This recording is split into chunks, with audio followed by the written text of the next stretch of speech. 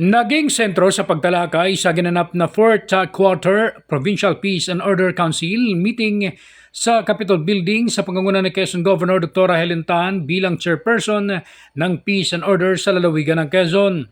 Dinaluhan ang nasabing pagpupulong ng iba't ibang lokal at nasyonal na pahinsya ng pamalaan kung saan nagbahagi ang bawat tanggapan ng kanilang mga accomplishment reports at ng iba pang mahalagang ulat patungkol sa lalawigan. Ilan sa tinalakay ang kalagayan ng lalawigan ng Quezon patungkol sa iba't ibang krimen, droga at anti-terrorism campaign, non-violence related crimes tulad ng illegal gambling at ang tumataas na bilang ng road crosses.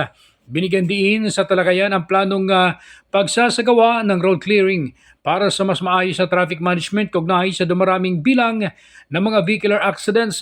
Kaya naman nanawagan din ang gobernadora na siguruhin na magsuot ng safety gears ang motorista upang maiwasan ang malalang pinsala ng mga hindi inaasahang insidente sa kalsada. Patuloy naman ang pagkikipagbalikatan ng pamalampalalawigan ng Quezon sa mga ahensya ng pamahalaan upang matugunan ang mga suliraning katulad ng mga nabanggit kung kaya't inahangad ng mas mapapaigting pa sa susunod na taon ang mga programang naglalayong mapanatili ang kaayusan at kaligtasan ng mamamayan sa buong lalawigan. Ronda balita mula sa lalawigan ng Quezon. Ako si J.R. Narit, naghahatid ng mahalagang impormasyon at balitang totoo.